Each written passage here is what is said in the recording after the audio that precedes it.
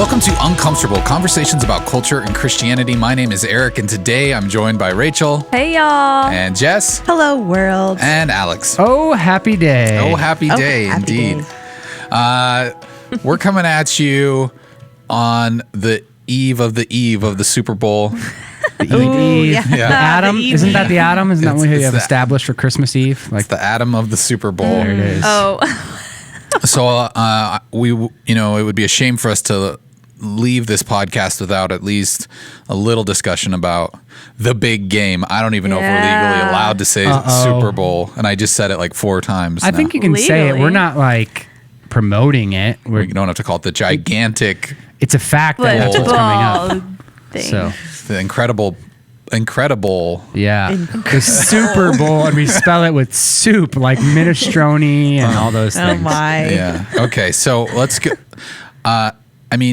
We got Peyton Manning. No, Tom Brady. Tom Brady. Why did I say Peyton Manning? What's wrong with You're thinking me? about Well, Omaha. look at us, the Wow. experts. Omaha. Yeah. Got Yes. Scottie Pippen. You've got. And he was a nemesis of Tom I Brady. hear for a Lou long Gehrig time. is. Oh my. Yeah, so it's gonna be fun. All those sports people are there. I knew who it was, and my brain just wanted to sabotage me in that moment, and that's. Well, you just And went it goat. did it successfully. He's the goat. It is one of those things where I guess I was never a big Patriots fan, and everyone kind of likes to hate on him for Deflategate and all that sort of stuff. But then when you see him just go to a completely different team and kind of perform the same way. Can't really deny. Yeah. There's some skill. Anyways, involved. predictions. Anyone have, who's gonna win? Oh, definitely Kansas City. Yeah. I mean, they won last year. I feel like Run it back. That's like their Yep. theme. Yeah, This year. they're so good, and Mahomes is just so good. We actually last year got a Mahomes wig that we were all passing around and wearing during the Super Bowl. Is that supposed to be like a good luck charm? Yeah, I or- don't know. It's just funny, but Love it. So it's coming out again. so yeah, we'll be bringing that out again. Hopefully, they'll win. Nice. My dad is a huge Chiefs fan, so there's no way I'm saying the Buccaneers. There's no way. You would crush him. Yeah, there's no way.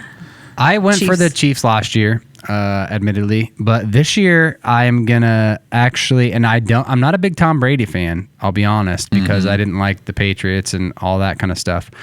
I have to admit that he is probably the greatest to ever play the position. I think he solidified that even when he came back against the Falcons in the Super Bowl a couple years ago. But then this year, like what he's done in year one with Tampa Bay, which was a team that's had a great defense. But the defense is why I'm going for them, because in the basement of the Ely house, we have a thing called a Fat Head, and it is Ndamukong Suh. It was there when we moved in, but I've kept it up. And so he is on the Buccaneers team, as well as Levante David, and so is Carlos Davis. And so we've got named 3 all the name Huskers drops. that are on the Tampa Bay team. It comes back to the Huskers yeah. somehow. And if they There it win, is. I'm gonna get a ring and paint it on his fat head. On his finger? Yes, and Okay. it's interesting because there's been turmoil between Tom Brady and Ndamukong Suh before, because he's been kind of like the bad boy and knocked Tom Brady down a few times and maybe said words or things like that. So it's kind of fun to see redemption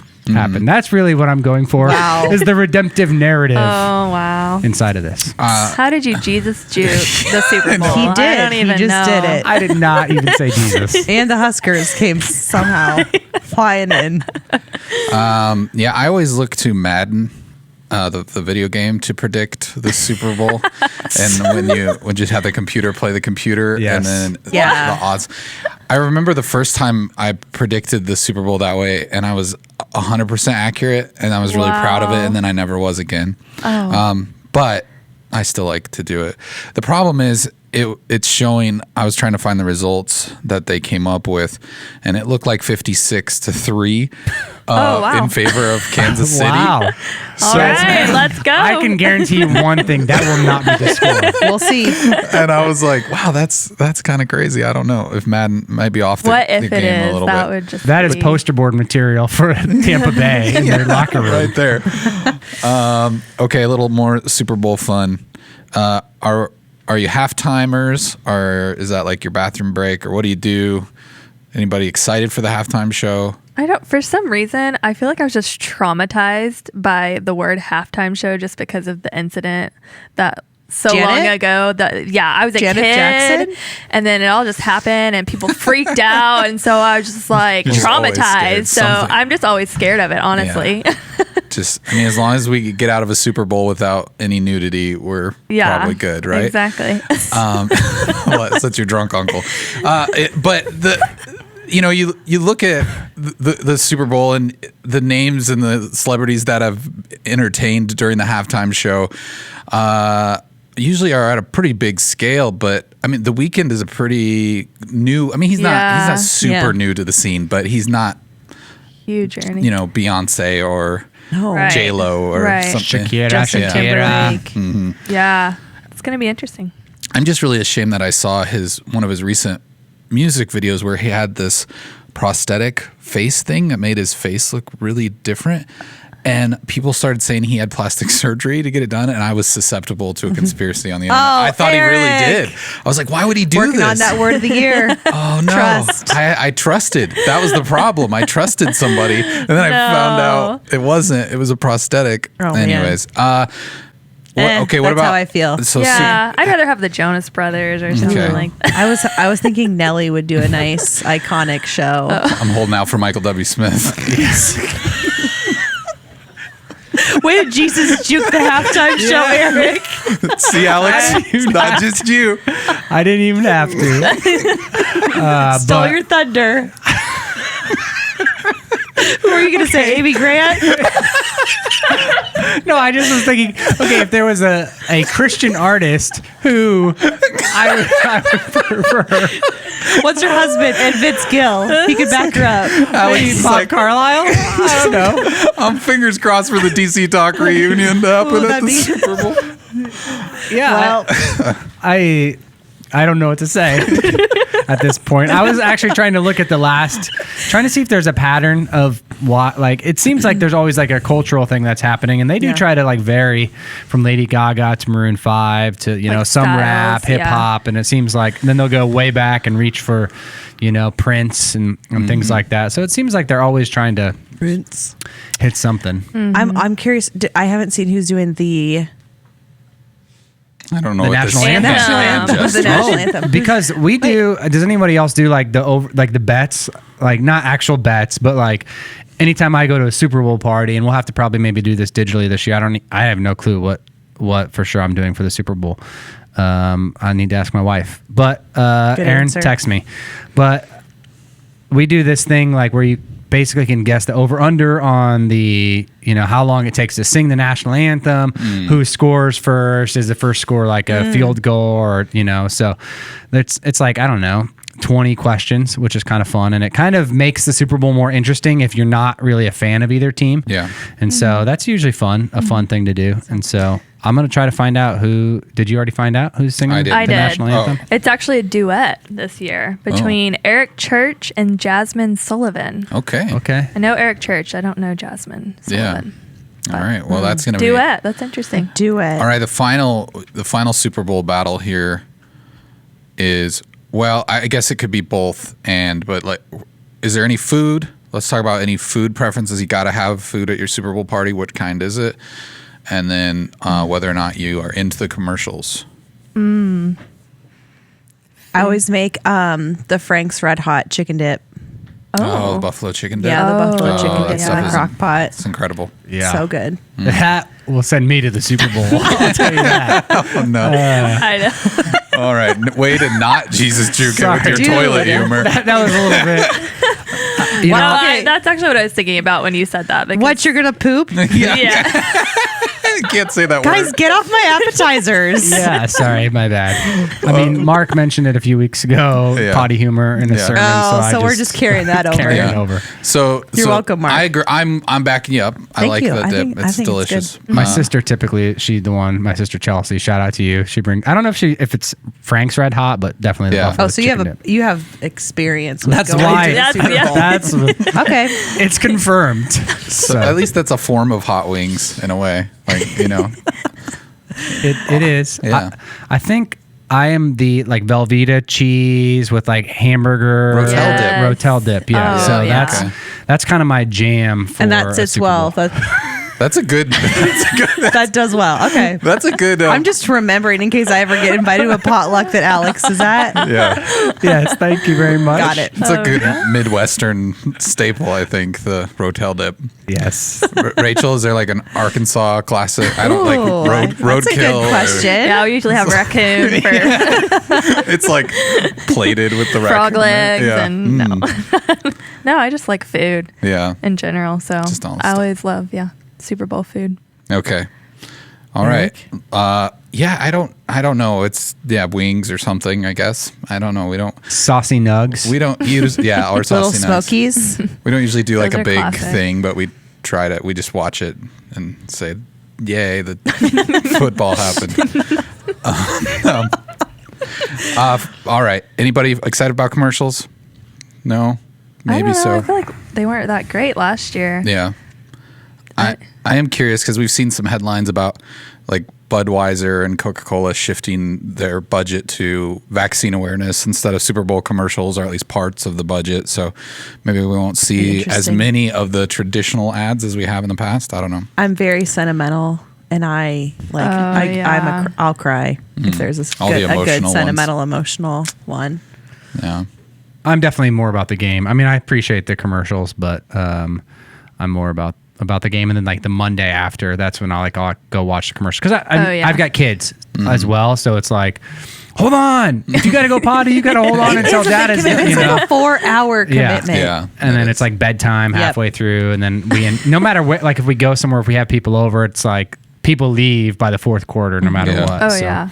I always liked it when Doritos did the contest where they Yeah. have people submit their own commercials. That was always an exciting Yes, thing to look yeah. forward Fun to. fact, CCC fact is there's a guy We that have used a to work commercial here. in the Super Bowl. No, we do not. But there's a guy who used to work here. He was a videographer when I was an intern named Jay Castillo.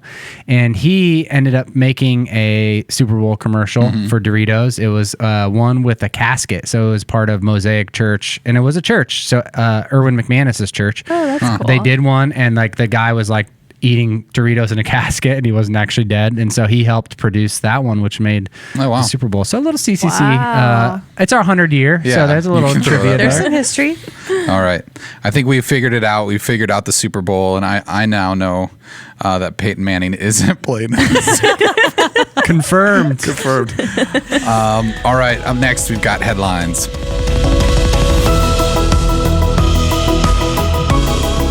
Headlines. Our first headline comes from TheVerge.com. It says Robinhood is facing dozens of lawsuits over GameStop stock freeze. Or should I say game stonk? That's what the youth are saying. Yeah. So this has been all over your social media feeds and news headlines everywhere. GameStop stocks. It's stocks. Sorry.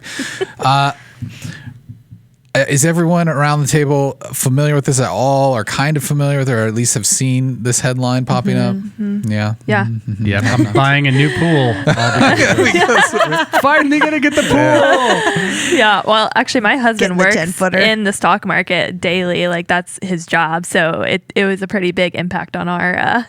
It's funny because he does it daily, but he didn't do anything with GameStop because it's so like volatile that it was like this is not a good idea. But it was just kind of a random thing that happened. So Yeah. So random. Well, and I think it's interesting too because it wasn't anything GameStop did. It was just No. because of their. they were just the chosen ones. Yeah.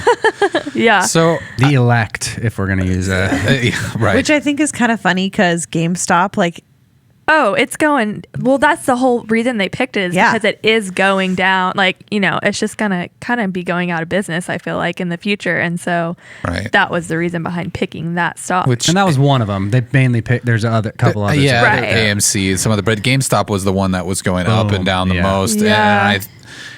And GameStop is a terrible experience for anyone who's ever gone there. It's not. I've been it's, recently. It's not great. Yeah. And it never has been. So it's hard to find stuff. yeah, and they like don't give you. They want you to trade in games, but they don't really give you that good of a deal. And anyways, I'm sure everyone is probably maybe sick of hearing it because it's all over the place, but I think it has maybe punched some holes in how our, you know, how Wall Street works in general, and people are maybe starting to see it.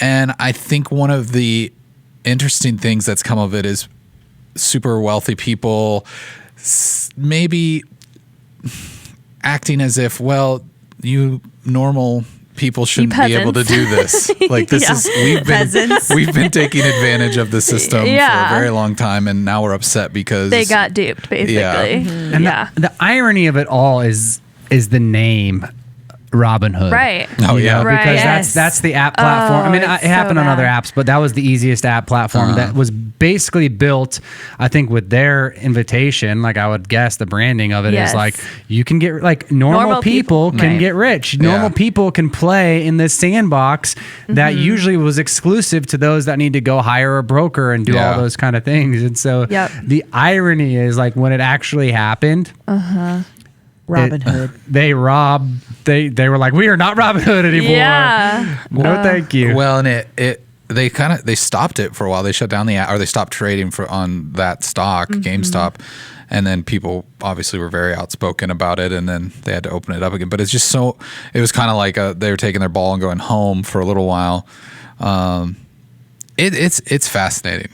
Yeah. I think you start to see kind of the, like, value of money within our culture and society of, like, if you have money, you're more valuable than other people, basically, because these people who, I mean, probably are not wealthy at all, probably throwing $5-10 into this stock, not really thinking much about it or whatever, they were starting to make a lot of money. But the people who were losing money were the ones who already had a ton in the first place, and they were just kind of like, well, this stock is going to go down, so we're going to make a bunch more money off of this. And then they were getting duped, basically, and it was just like, oh nope, we can't lose money now. Like, we're the rich people. Like, we can't lose money. So let's stop this here where it is. Maybe it's beneficial.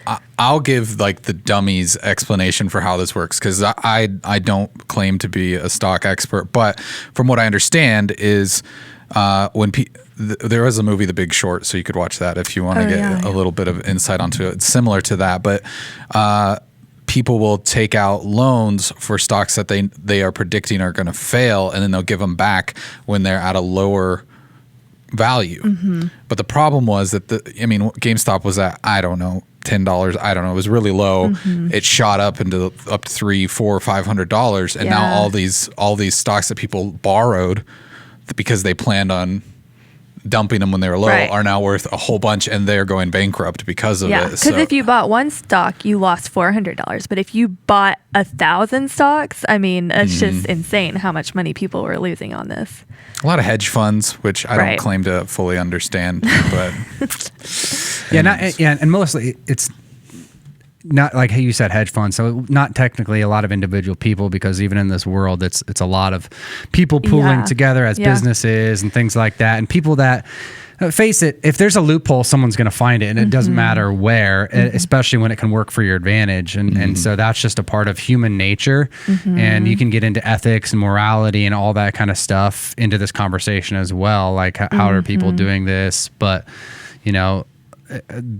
when someone else took advantage of the loopholes that that's basically where, people got angry, I think. Yeah. When I think when you factor in that this is kind of the safety net for most of us, as if once we go into retirement, whether you have a 401k or something like that, the stock market's kind of it for us. Most people don't have pensions or anything like that.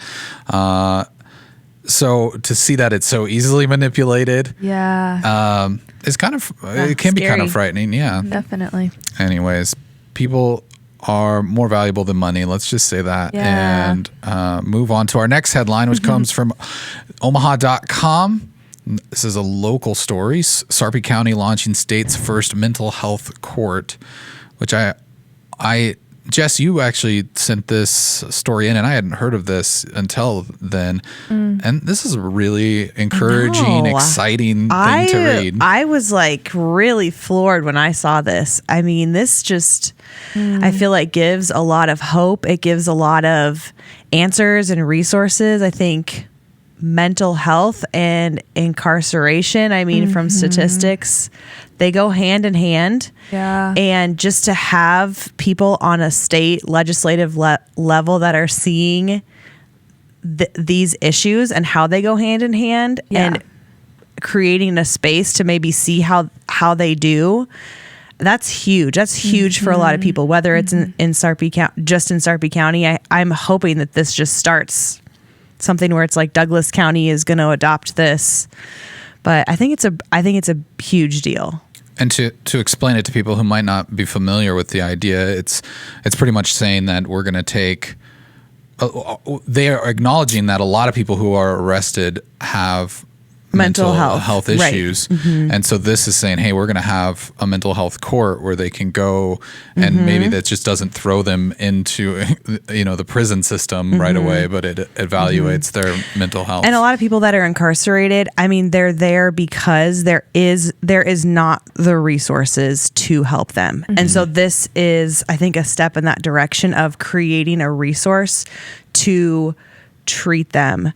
And so I'm very interested how this is going to develop, especially because I think sometimes in our state, like I love Nebraska, but we're a little behind in a couple things. And I think mental health is one of them. And I think this excites me. I think it's really cool too, because it kind of plays into even another, I feel like, big topic of just like prisons and just what they are and what they do, and like how they could be this awesome thing that take people who, have messed up or made mistakes or have had issues before and help redeem them and help them come out into society and in a better place and a better situation to where they won't end up back in prison. Like that should be the goal, I feel. And then I feel like this is just another way that this could help kind of towards that goal as well. Yeah, I think every time you have conversations around this, there's so many things that feed into one another. Like you were bringing up, Rachel, the prison system and prison reform, and then mental health. And so, so much of these things work together, as resources together. And I remember we had, Sean Hopwood on one time, and he works really heavily in prison reform and has a lot of things to say about that. A guy that was in prison ended up, crazy wild story. Go listen to that podcast episode. Maybe I'll find it later and tell you which one it was. It was 23. I found it. Okay. There you go. Just like Michael Jordan. Wow. I was searching while you guys were talking. Excuse me. But anyway, I think it is interesting because you can't separate the two. And a lot of times they do feed one into another, whether it gets into drug abuse or people that end up in gambling addiction. So many of these addictions and mental health and prison, it all really is webbed together, and a lot of times we don't really want to peel back some of those layers to see how they are things that play together, that they do feed into one another, and to make the best society mental health. And I think we've come a long way, honestly, since even I was a kid, on the stigmas and counseling and mental health. But I think this is another step that direction where we can create a better society for people, and even onboarding people back into whatever we consider normal to look like. So yeah. And I was trying to find the statistic in the article, but I'm missing it right now. But it was something to the effect of, I think 8 times people with mental illness are 8 times more likely to re-enter the prison system, and then it just becomes this kind of reciprocal thing where they're a revolving door of they get released and then they go back, and then they're continuing to not get help. So seeing us take a step in the right direction is very encouraging. Agreed. Good job. Good job, Nebraska, or Good wherever, job, Nebraska. whatever Good county, job, Sarpy County. Yeah. All right. Up next, we're going to be having a conversation about worship styles. When the music fades, all is Today, we're talking about worship and worship styles and all the things that go along with that in a church environment, and specifically a 5-generation church that we have here at Christ Community. And our guest today, I'm excited. We have 3 guests all at once. We've got Caitlin. Hey, yo. It's Caitlin. It's your girl, Caitlin. Thank you for joining us. We got Steve. Hi, good to be here. The one and only Steve Yost. Yeah, that's what they say. Your reputation precedes you. And then we have Ryan. Ryan, how's it going? Good. Good. I'm doing well. All right. I'm really excited to have this conversation. I'm very passionate about music. I love music of all kinds, all genres. But worship music, now that's something that takes on a whole other meaning to some people and a lot of people, and probably rightfully so. But before we get too in depth with this conversation, I want everyone to get to know a little bit about you and what you do at the church. So we'll start with Caitlin. If you just want to say, hey, what are you doing here? What are you excited about? Yeah, sure. So, well, Caitlin, I am a student worship resident, and it is my first year of residency and my first year in the Midwest ever. So it's actually been a great experience being at Christ Community and getting to work with the students and have so many wise leaders above me who are helping me walk through these hard questions of what is worship? Why do we do it? How should we do it? All of these things. And so, it's my first year here, and I'm just... Any Midwestern stereotypes that just played out perfectly for you? Like you were warned Right. and it was exactly what you thought. There's a lot of camo here. Okay. I'm from Portland, Oregon, Okay. and so not a lot of camo. And I really thought that there would be a lot more tractors and a lot more corn. But alas, there is not. There's not. country. I saw my first corn stalks for the first time a couple months ago, and it was actually kind of beautiful. Yeah. Just blowing in the wind. I liked it. All right. Well, I'm glad we didn't disappoint too Yeah, much. not at all. But Not we at got all. the camo. Steve, you have quite the history here at Christ Community Church. I'm sure anyone from the church probably knows a little bit about who you are, but we have people listening from all over the country. So give us a little insight to what Steve Yost is doing around these parts. Well, I'll have to check my door again to see what my title is. It's changed a few times over the years, but I think I'm the director over the worship area, fine arts, creative arts, not creative arts, but worship arts. And so I've been kind of doing that kind of stuff for 32 years come this spring. So how old are you, Caitlin? I am 23. Oh, my. So, I've been here longer than that. And I get to work with some great people. I love what I do. I can say that honestly. I have a great deal of passion and zeal for what I do and the people I get to work with. Rubbing shoulders with Caitlin is a great thing to see a young generation. And Ryan, I can't call you a young generation necessarily anymore, but it's great to serve with him and so many others too. So I love what I'm doing. All right. Well, he called you out, Ryan. Yeah. What are you doing here? I am assistant director of, I think is my title, right? Assistant two. Assistant two. I was hired here 10 years ago for quite a different role to kind of head up the access worship area. Mm-hmm. And just like Steve, it's kind of shifted over the years too, which has been all great. And I love serving on our team as well. I think, man, I am just thankful for the people I get to work with, thankful for our leadership, even thankful for the challenges and the tough things that come, because I get to work with the right people. Yeah. I think is a big part of it. So That's very awesome. thankful. You mentioned access, and I think that's going to be a word that some people are going to know right away what you're talking about. Others are going to be a little clueless. So let's dive in a little bit into kind of the unique worship culture that CCC has had, and I'm sure there are other churches that maybe reflect that in some ways. But when you speak of access, this was kind of, and I don't even know the full history on it, so maybe you can kind of correct me. But this was a separate service that was happening in the gym that was focused on modern worship music, as opposed to what Steve was leading, which was the more traditional service happening in the worship center. Yeah, which, I mean, Steve could probably do a better job, but I think I kind of know that was the service. is what maybe we know as the tradition service. That was the service. And I think it was even close to over 20 years ago, right? When Access kind of kicked off for the first time. Yeah. The goal of it was to keep young people around and be, they were asking for some of that. How do we stay relevant? All good stuff, good questions. And so that was kind of the heart behind it.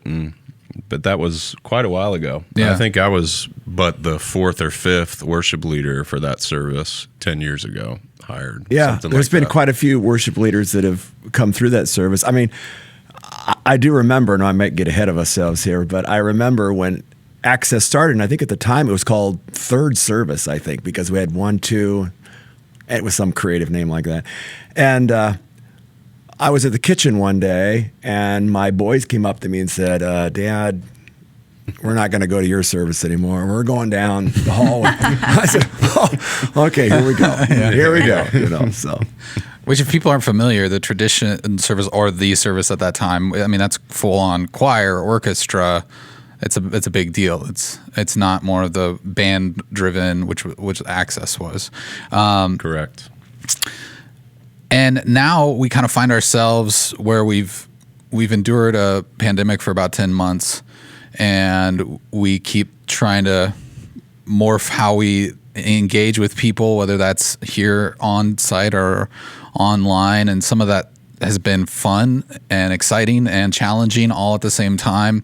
And I think we're starting to see more of a homogenized worship experience that happens on Sunday with bringing in elements from traditions and bringing in elements from the Access. I think people would be curious to hear how you feel that's going. Like, does it feel right? Does it feel good? Is it kind of a big hurdle to get over in some ways to meld those two styles together? Yeah, I'll go first. I mean, it is a little bit of a transition process for. I'm going to throw you in this, Caitlin, too. All right.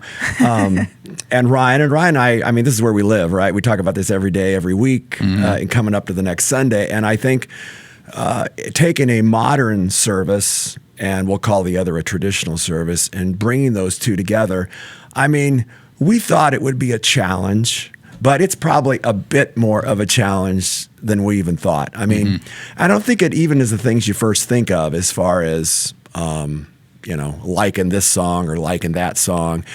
But, everything from having the piccolo part and the alto part and the electric guitar part, are they in the same key? Is it high? Is it low? And just trying to get that all on the same page so that when our volunteers and our musicians come in, that they've got what they need. And just like today, we're doing Waymaker, and we want to have to cut it down. So let's take out this first ending, coda, double coda, second, third, fourth ending, cross this out. And the music kind of looks like a big mess after a while. But that's kind of where we are in this morphing, this coming together of these services. And there's challenges with it. But, I even think about a couple of weeks ago, it was student takeover, but yet, I mean, Ryan was in the mix, I was in the mix, Caitlin was up there. We had students, we had strings, and, there's challenges with it, but it was pretty fun. I like being beside Caitlin up there, I mean, Steve. It's cool. So sweet. It was good. Yeah. What's your perspective on all this, Caitlin? Coming into something, I mean, it probably, I don't know. I don't even know where to begin from an outsider's perspective, what you think this looks like, but what has your experience been? Yeah. Well, see, I never experienced Access. I never even experienced the church not in COVID. And so with that, I feel kind of handicapped in my opinion, because I don't really know what the full reality of Christ community is outside of COVID world.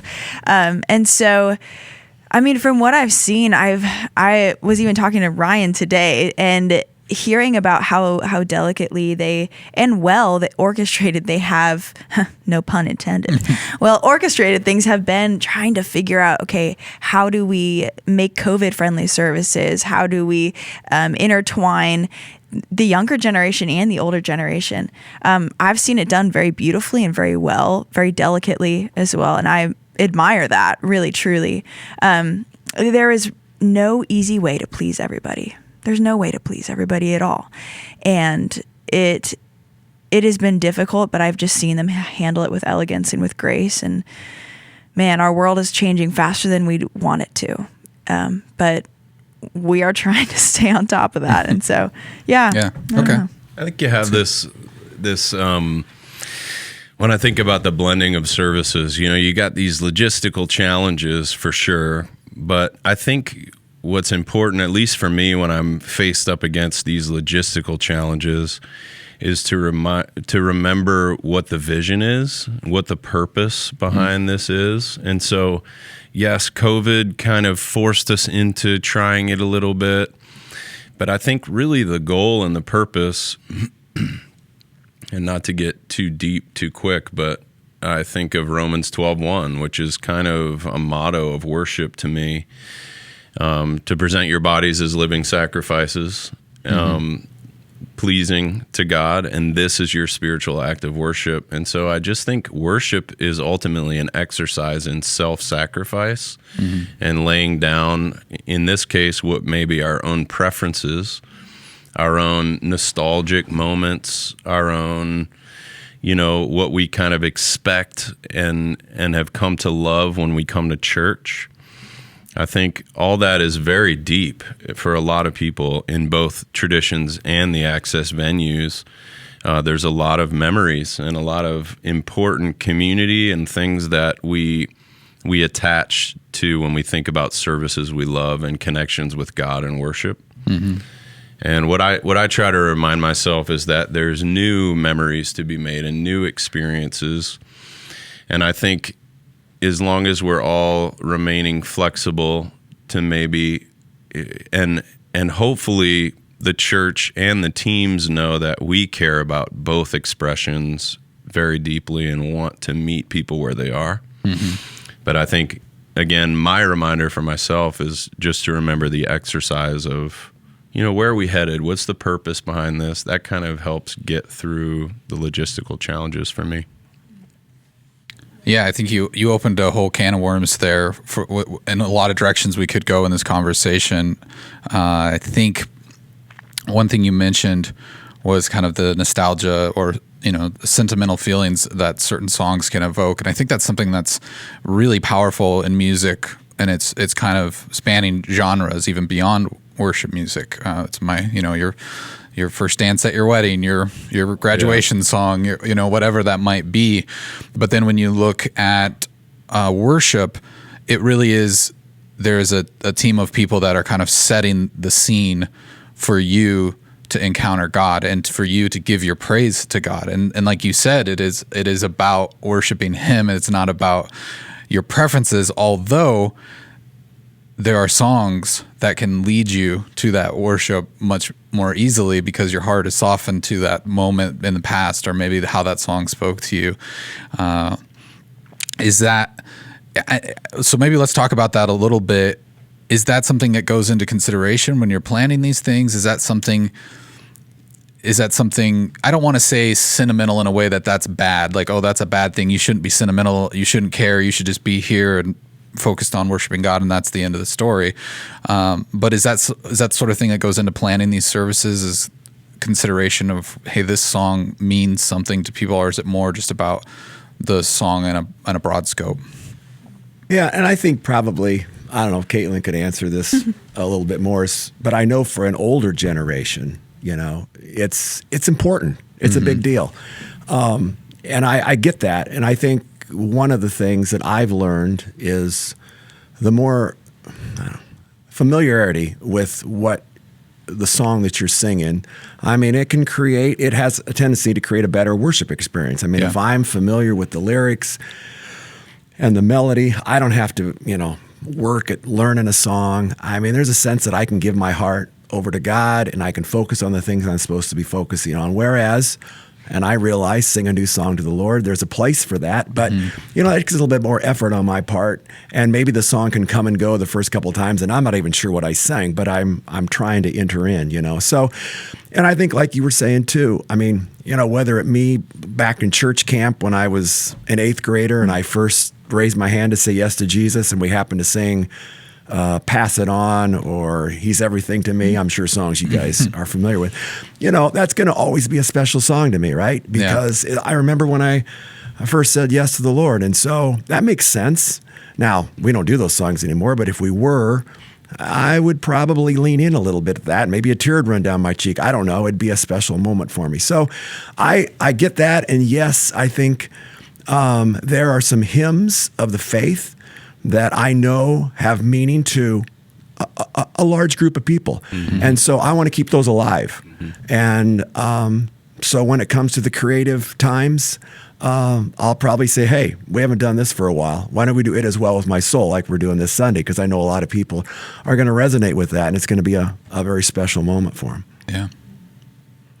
Any other thoughts on that, the way music brings us to worship? Or I think it's really unique in my position with student ministry because we see everything from when we had family gathering services, little kids to college students. And it's very beautiful to watch them begin to understand what is worship and to see that stage, those stages of life, and see those transitions to where, you know, when they're the middle schoolers, we play fun songs like Freedom. We do Every Little Thing, just songs that get them excited, and they jump and they dance, but you can just kind of see, I don't know if they truly know what this is yet.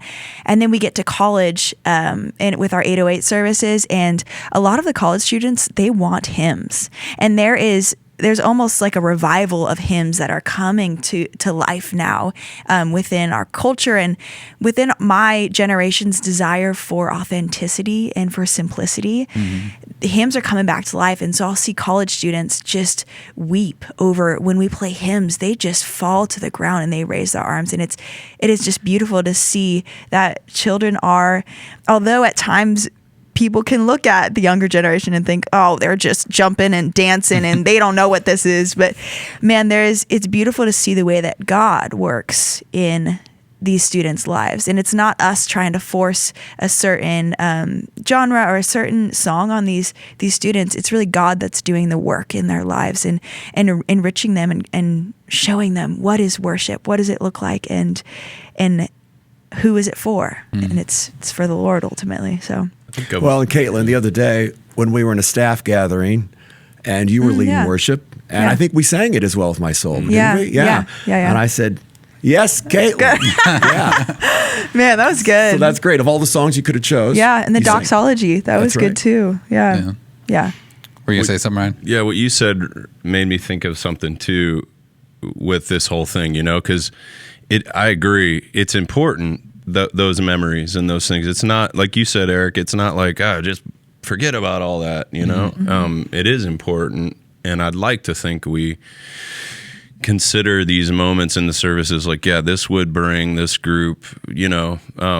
But I just think about this tension I just read in a book on worship not long ago, this tension between rooted and relevant, you know? And I think for you said students, like college student age, that millennial group, and that's been kind of a resurgence, I'd say, for the last maybe even 10 years, is kind of that hymn thing that a lot of younger people want. And I think what they're desiring is rootedness into the history of the church, into and I think that's one strength we have at Christ Community. It's an old church with tons of deep, deep roots that we're really even opening up more of in this next few months with our 100-year anniversary. And I think that's a big strength for us moving forward, that we have roots to really dig into and to preserve, but also thinking about ways we can, you know, there's a thin line there between kind of like rooted and not moving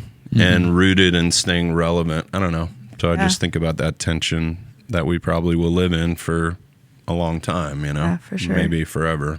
Well, and I think sometimes with a song, you mentioned it as well, there's certain times a temptation to maybe say, well, this song, is more powerful than another song. You know, there's this temptation to say, well, this one got it right, where, you know, this modern song, they weren't under the same distress when they wrote, you know, Reckless Love or whatever. Yeah. And so I think there is a temptation to kind of put songs maybe on a pedestal or maybe idolize them in a way.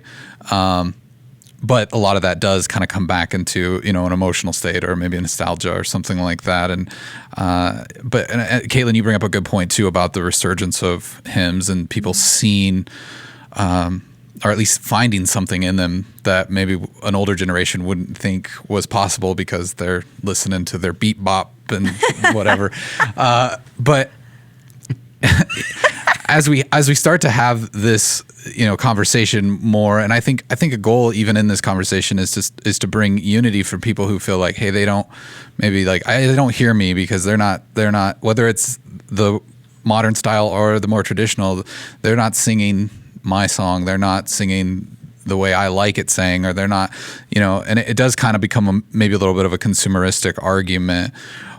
What are some of the challenges you've faced, and what ways have you handled that when those concerns get brought up to you and maybe people are unhappy with what is going on, or they, and I want to be clear too to say that I'm not saying this in any way to say they're wrong. They're experiencing something that's making them feel like, hey, I'm losing something that was important to me. And so I think we're all very conscious of that. But I think it's important to note that that's coming from both sides too. Right. I think it's easy for us to, and I'm not saying you're doing this, but easy for us to be like, oh, it's the traditions crowd that's like losing something and hurting. And, you know, I've heard just as that same kind of thing coming from the Access crowd, the darkness of the gym, the, you know, just the old memories of what the gym used to be. And, you know, there's a lot of nostalgia there, the songs we used to sing, and there's just some staple experiences in there that shaped people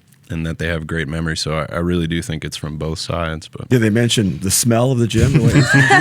Hey, we got new carpet in there. Even that. It's much better.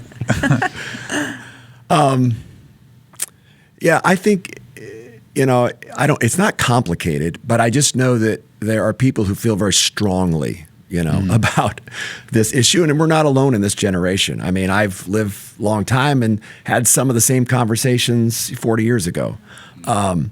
But I have kind of learned that sometimes I view it as kind of a language almost. Those who grew up with more of a traditional style of worship, and those songs speak to them, and it's kind of their language, their pathway to worship and singing those older songs and those older hymns. And then trying to incorporate or be comfortable or worship meaningfully in a modern situation, it's kind of like a second language. And I think part of it is opening up their heart and having, you know, opening up their hands and saying and realizing that God can meet them, whether it's an old song or a new song. But I guess just getting back to what you were saying, I think we need to say that it's hard and it takes some time. And I think worship in general takes a great deal of focus. I mean, many times I'm up on the stage, many times when I've been in the pew, so to speak, if I don't come in, you know, with blinders on and my heart ready and even prepared myself to a certain extent and to engage, I mean, the distractions are just so easy. Yeah. You know, whether it's be what I'm going to do this afternoon or what, you know, whoever's next to me is doing, or I'm thinking about something else. And so that's a whole nother subject, I guess. But I just think whether it be the type of songs or the styles of worship, that focus and just coming in with the right heart attitude is just really important. I remember my, to kind of go off on that, my parents' church was very hymn-based. We had pews, we had the beautiful stained glass, but very hymn-based. We'd pull out our books and we'd sing. And man, growing up, I hated it. I hated it so much. Caitlin. I was like, oh, I'm gonna go to the bathroom for like 20 minutes. And it was just, I found well, this was young. I was like 10. So I just found it so boring.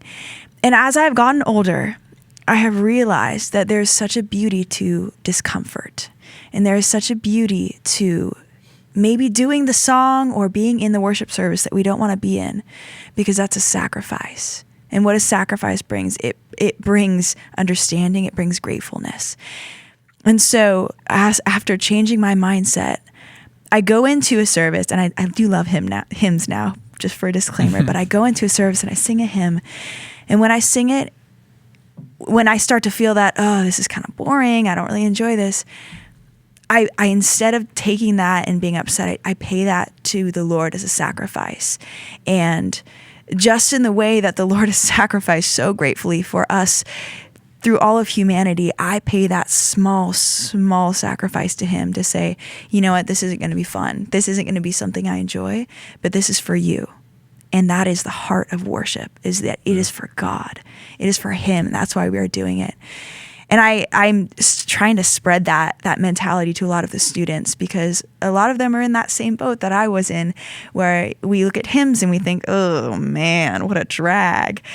But at the end of the day, it's just that perspective shift to understand it's a sacrifice. It's a paying dues to our Lord and just worshiping him and his authority and being reverent in him. Yeah. So. What is it? Is it the music? Is it the words that were like Sometimes boring to you? it's the or words. They're all those weird words, Okay. the thou and the whilst. And Gotcha. I'm like, what's a whilst? What? Okay. And so it's that. And sometimes the repetition kind of gets to you, but Okay. I think that's what it was. And see, the crazy thing, right, is what is the biggest complaint about the modern worship song is the repetition. Yeah, And so they are two different worlds, Yeah. the hymn book True. versus the modern songs. True. And you know, your host home mom, who, Kim Schmidt. yeah, we both love Kim. Love of my life. She was in my office the other day, and we were just talking about this kind of stuff. She's a wise woman, you know. Oh, amen. And she was saying that if we don't come into a service with our hearts prepared, the tendency is going to be to complain and whine about the music or whatever. Yeah. But if we come in all week, we've been preparing our hearts for that opportunity on Sunday, then the more the tendency is going to be to take whatever songs come our way, use them as tools to express our adoration to the Lord. So Yeah, absolutely. But doesn't it need to be cool to reach the youth? Well, I'm going to look to Ryan for that. Yeah, I'll be the representative of everything cool here. Yeah. Yes. Tell us though. I mean, I think that's a big draw for people who are maybe new to faith to enter into something that feels like a concert. It feels like there's a lot of high energy. There's this guy in skinny jeans on stage, and he's pretty cool. And he's playing the guitar, and this feels exciting. And so I think there's always kind of that marketing aspect of it, maybe a little bit for a church to be like, yeah, we have this cool worship service. You should check it out, you know? Touche. I mean, you ain't lying. But doesn't it need to be cool to reach the youth? Yeah. Of course not. Would be my answer. But man, that's a funny one, because I think you and I were just talking about this today. We've allowed worship music to become a full industry in the country. I mean, that's really what's kind of behind this. There's a ton of money into it. We've brought in we've employed practices that are like entertainment principles, like engage with the people out there, you know? I mean, that's not a bad thing to do, but it's a performance principle to like let the audience know you while you're on stage and engage with them and keep them like in tune with what's happening. Yeah. I think that's all things that contribute to that feel, the skinny jeans, and just kind of where we are with the celebrity status of a worship leader, the personality driven thing. Now, you can say that's all wrong and complain about it, but it's just the way it is. And so it's kind of like, how do you operate within that? How countercultural do you be in that sense? How much do you fight it versus how much do you put the skinny jeans on and kind of keep the lights up front? And I mean, you could really fight that whole thing by just not having a stage and not have, but no one's doing that. So Yeah. I think we work within it and keep each other accountable for the values that matter and the principles that matter. There is an element of cool. I mean, it'd be silly to deny that we're thinking about what would be cool. Hopefully not just for the sake of being cool, but to be engaging. And it's really just another one of those tensions. Yeah. I think we probably all know that, but not really Well, an easy answer. I would be the one to say I hope that we can be effective leaders without being cool. I think just a personal story. My dad wasn't a worship leader; he was a choir director, and I grew up in that situation. And he always wore a coat and tie, And so I remember, though, in later years when that church was kind of moving a little more contemporary. The choir went away, but he was asked to serve on the worship team, and they all were very casual, and Dad continued to wear the coat and tie. And he says that they always, somewhat serious, pretty jokingly, that they were going to cut that tie off if he didn't stop wearing it pretty soon. And so, those of you who know me, I mean, I've wore a coat and tie, suit. That's just the way I grew up, and that's the way I've just dress, But these days, as we're kind of, changing a little bit, I leave the tie at home every now and then. And I had a guy call me just this morning, and he said, yeah, I'm out of town, but I'm coming back, going to be there on the 14th. I said, I'll look for it. He says, you can have your tie on. I said, oh, geez, I don't know. I'll see what I can do. You can wear it around your head. Yeah. That I think that is another interesting aspect of it, because are you trying to follow trends in culture as far as the way that you present yourself on stage? And I think, and we've talked a lot about the merging of the styles, but I do think that's one of those aspects where how do you do that? You got choir robes and skinny jeans. How do you meld that? And I think there's probably solutions all over the board that you could arrive at, but go ahead. Yeah, well, I would say if you're talking about a marketing plan, then you got to get on the same page with how you look. Or like even a branding thing, like if you're about to write an album and you want it to go big, then yeah, you probably should get on the same page and have the same vibe and same brand. But I just don't, that's not what we're doing. Yeah. And so I really feel like there's even a beauty in Steve wearing his tie and me wearing, within reason, right? Me wearing what I would wear and Caitlin wearing, we have some continuity, but it's really just kind of, I mean, we've been talking a lot about, this weekend we're doing Waymaker, like Steve said, and it as well within the same service. And sometimes we feel like it's a bit wacky and a bit choppy, but I think we're all still working and finding a sweet spot, but kind of recognizing the beauty. How to turn those hard corners from something so modern to so traditional. Yeah, and almost just owning that this is what we're doing because this is the people that are represented here at the church. I think your choir robes to skinny jeans, that's like a book title or something. Yeah. I mean, you got something there, yeah. I think. Yeah, I'm working on a book. Thanks for bringing it up, Steve. I'll slip you that 20 later. So as we look at we are a 5-generation church. We say that a lot, and I think that's something that's powerful and exciting. And I know on a Sunday, even more so pre-pandemic, but to see that room filled with people represented from all different generations.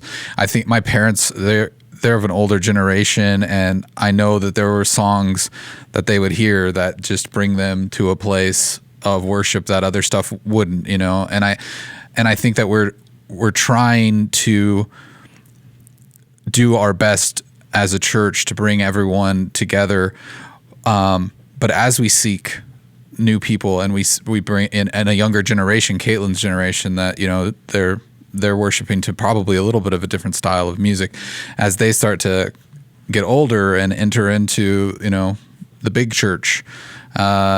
All these considerations start happening, and what do you see the future being? Do you have a vision of the future? Is it you're just playing it day by day at this point? Is there going to be a shift to a different style, or is it just we're going to keep working on homogenizing what we have? Well, we're in a season of transition, and I think a number of things come to mind in responding to your question, and I don't have all the answers, but I think we're blessed here at Christ Community.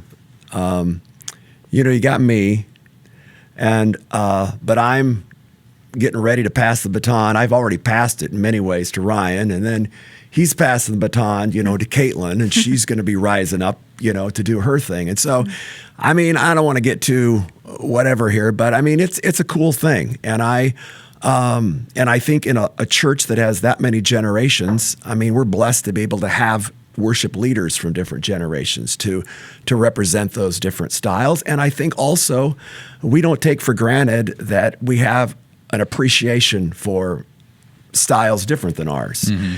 And I think not every church can say that. As far as who we are as a church, and do we need to have a distinctive? Do we need to have, a culture, worship culture? Maybe, and I would think we're still kind of looking for that right now. Do you think that divides the church somewhat to not have that? Is there a unity problem that we can run into where people think, well, we've spent years in these separate types of service. Now we're kind of being maybe forced, or at least some may feel that way, forced to engage in both styles. Can that cause a division, do you think, or is that just about the person's heart, the individual's heart, and where they're willing to endure that?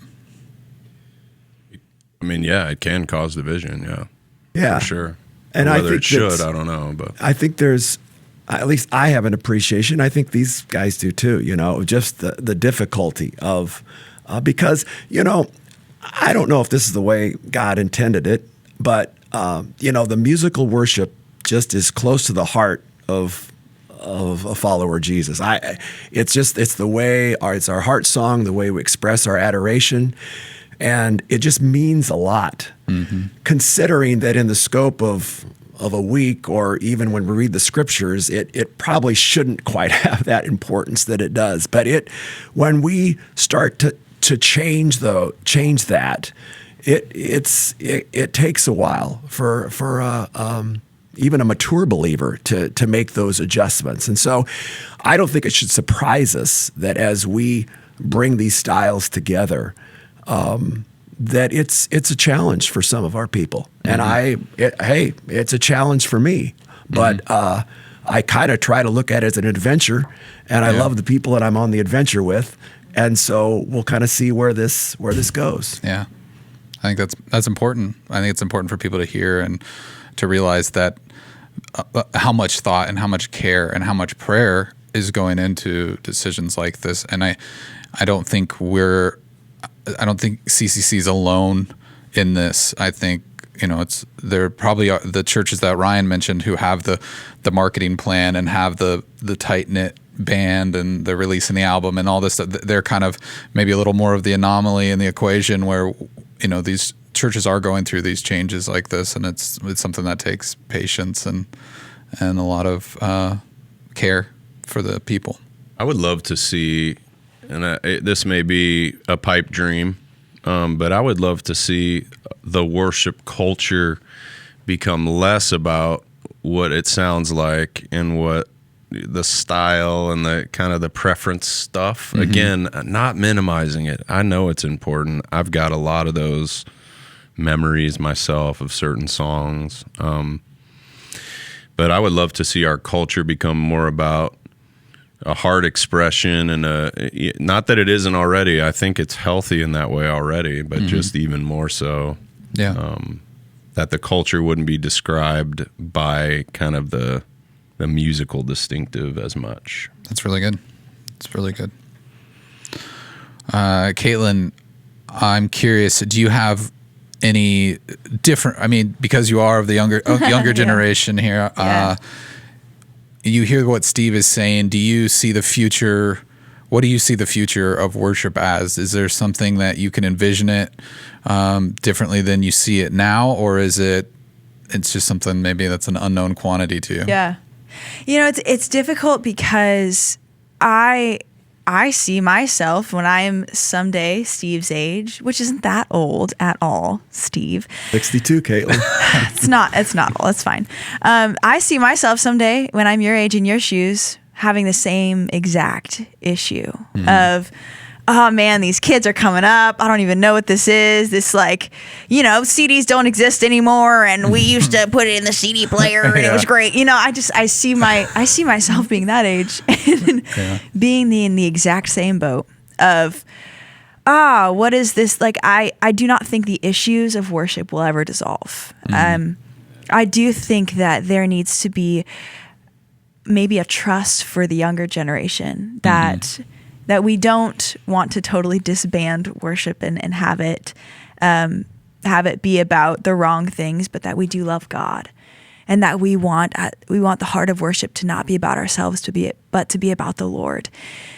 So I wish I could give you an answer. I wish I could say this is what it's going to look like. Well, you gave me a good answer, I think. Okay. Well, yeah. So. I feel like we're always going to have the same problem. It's going to be humans trying to make it about us. It's going to be our preferences. It's going to be us judging what it is and what it could be. It's always going to be a struggle. Yeah. Because, the devil likes to work his way into things and just corrupt the beauty of worship. But I do hope and I pray that the Lord's almighty hand would prevail, as it does time and time again, year and year again, that he would continue to unveil our eyes and show us that worship is not about us, but it is truly about him. Mm-hmm. It's really good. Yeah. And, you look back, this is not a history lesson, but, we go back to Martin Luther. I mean, there were men, spiritual leaders over the past hundreds and hundreds of years, probably since the early church, and maybe even back in the Old Testament, where there's just always been change. And I suppose as musical instruments are developed and, one generation passes the baton to the next, there's change and there's change. And I think that the church has continued, and will continue. I mean, we have that promise and we have that hope. But I think as those transitions and those batons are passed, I hope that we take great care in that and we make it as smoothly as we can, and so it's meaningful for. I remember. If I'm taking up too much time here, no, just keep going. But I like the history lesson. I remember I was probably 25 years old, and I was in a church, and I was I don't even know what they called me at that time, but I had a choir and some instrumentalists, and I think we sang hymns mostly, and I had an organ and a piano, and all of a sudden somebody comes up to me afterwards and says, "I got this cassette in the mail." Whoa! And, did they also play the bass? And so he said, I thought of you. And I thought, okay. So I took it home. And I mean, I don't want to say that it changed my life, but it just changed. I just listened to this music, and there was a worship leader by the name of Don Moen. Ryan, you might have remembered his name. I know but Don Moen. This is back in the early, mid-'80s. And it was called Hosanna Integrity was the publisher. And he was the worship leader. And there were songs like Give Thanks, I'm Forever Grateful, just a whole new wave of music. And I just listened to that. And I mean, I just was so excited. I couldn't stand it. I said, I just need to get this before my people. And so, of course, I just wanted to do it like yesterday. And so I started singing all these new songs, right away, and maybe not singing as many hymns. And oh my, the pushback came, Yeah. The cards and letters came. And I was in a denomination that had congregational meetings where everybody voted and discussed openly. And so I was the discussion for many. And so, I had to learn at that time that, everything in moderation, teach those new songs slowly, continue to do the songs that they're familiar with. And we got through it.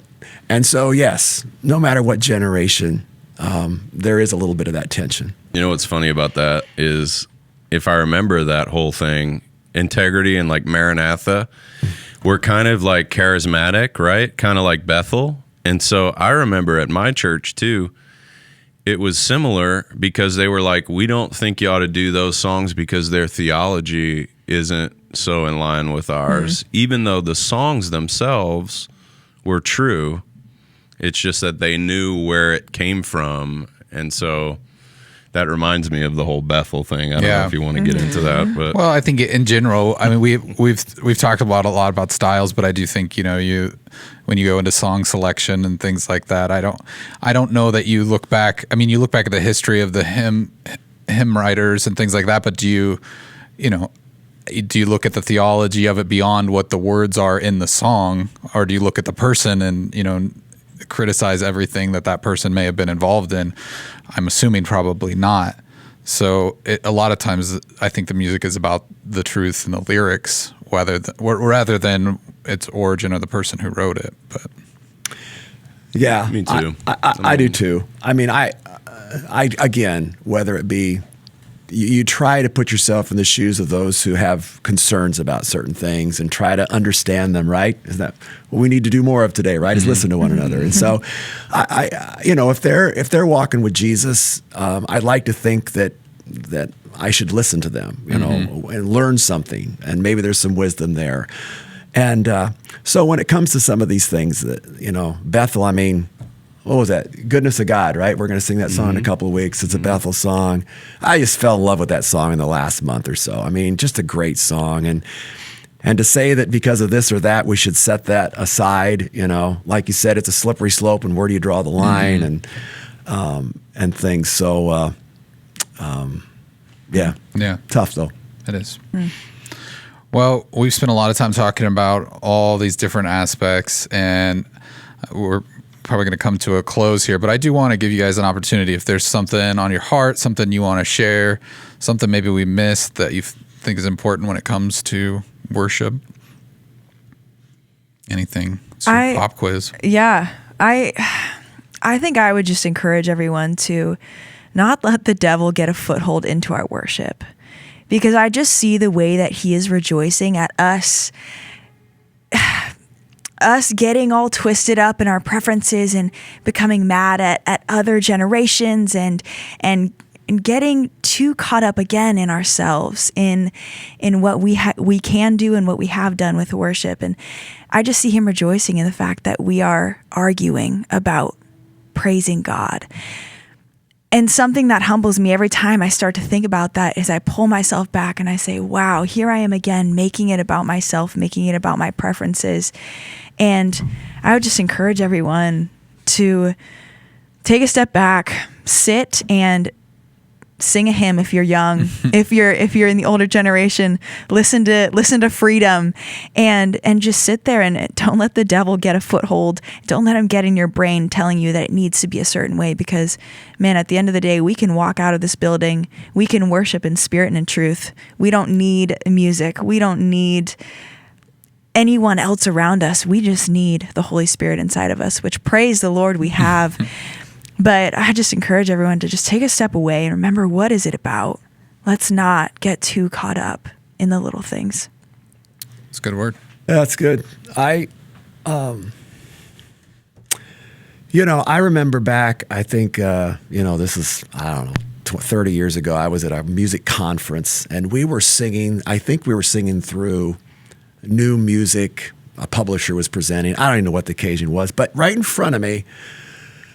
And at the time, I don't think I was even struggling with, at that time, a time of different styles and worship wars. I don't even know. But I remember seeing right in front of me was like probably somebody my age now, probably was in his 60s. And then right next to him was somebody like in their 20s. And they were sharing music. And they were singing from the depths of their soul. And I mean, I just stopped singing and I was just so moved. And I said, I sense God's pleasure as I saw those two sing shoulder to shoulder, side by side. I don't even know if they knew each other. Maybe they were family. I don't know. So I think many times when I do get caught up or think we should stay separate or whatever. I think, that picture, I just don't let that go, because it's a beautiful picture, I think, of what God wants to see. And that is the generations side by side and worshiping. It's the same Lord. And maybe one week it's a hymn, and next week it's a more modern song. But that's a picture I don't want to ever forget. Yeah. It's good. Ryan, you got any final thoughts? I don't think so. Okay, got it all out. Everything well thought through anyway. Thanks everyone for your time and all the effort that you put forth every week in preparing this sort of thing. I don't think people a lot of times know what's involved. I know I spent a lot of years in small churches and church plants leading worship, and I know there were some times when it'd be, well, we'll show up on Sunday morning and pick 3 songs and see how this goes. Wow. And I think that I think for people to hear the passion and the thought and prayer that goes into it, and that these voices that are out there that have concerns, that they're heard, and that they're taken into consideration, and that everyone to a certain extent, it's important to hear from you. And yeah, it's good. Thank you for all your wise words today on worship, and thank you for bringing us all to probably a pretty humble place where we need to go forth in more humility as we have conversations about worship. Thank you. Thank you, Eric. I'm coming back to the heart of what. Thanks to Caitlin and Steve and Ryan. I just was so excited to be in that conversation. It was good to hear their hearts, and I hope people listening take that into account, that these people care so much about what they do, and they have so much passion behind it. And it's not just some random decision that gets made from week to week, but there's a lot of thought and prayer that goes into it. Yeah, I mean, I think for them, neither of them, like they shared, even Caitlin, no one is doing what they were hired to do, like what their original job description and what they were looking at. And so, I mean, for even them to be able to adapt in that and still believe in this place enough and continue to lead the charge in that, I think there's a lot of kudos, because even Caitlin, when she said yes to the residency, she didn't say yes to a residency in a pandemic where we're going to be switching everything up and student ministry was going to look different. And so just so much respect for both of those guys, because there's things they didn't share, but it's difficult. I mean, the weight on them, the relational weight on them, to have a lot of these difficult conversations. And with the grace and insight that they have. Yeah, I thought one cool thing that I just noticed throughout the whole conversation, it's like they're like 3 different generations. They have different things that they probably like and enjoy in different styles, but I saw the same exact heart in each of them for God and for worshiping Him. And I think that's what's so important to remember in these conversations, or like thinking about different worship styles. It's like, man, if we could just keep passing down that heart for God and heart to worship Him, that's what is important and that's what matters. And I think they were all doing such a great job of that. And I'm sure, they'll continue to do that. Caitlin will continue to pass her heart down to other people who are, becoming worship leaders. And I think that's the most important, powerful thing is looking at the heart of worship and and not the style. Right. Yeah. It was really good. And that speaks volumes to that conversation, what you just said, Rachel. I think if people can open themselves up to in times when they feel like they're not being heard, or this isn't for me, or whatever, but try to find God in everything, and it'll make a big difference. So. And it's like they said, this isn't a CCC problem. That's why the conversation is so much bigger. Like I've worked at multiple churches that have these identity crises, and more churches are having that than most people realize. And it's not just a worship problem either. Yeah. It's a pastor problem, and how many times they preach and what they're wearing on stage. And and so many parts that go into a church, and that's one conversation, and we are having these conversations all the time. And we want to meet people. We want to reach people with the gospel. We want to be rooted with well-established trees, but we want to plant more trees because that's our job, is to continue to plant trees and see things flourish. And so we celebrate, the old oaks that are here and the shade that we're sitting under. Yeah. But we got to keep planting more trees if we want someone else to be able to sit under that shade in the next 100 years. And so, Yeah. All good stuff. So thanks to them, and I hope everyone, really took some of the words they had to say to heart. It was good stuff. If you have any questions or concerns you'd like to reach out to us, you can do that on social media at CCC Omaha, or you can send us an email to podcast@cccomaha.org. We'd love to hear from you. Until next time, we'll talk to you then.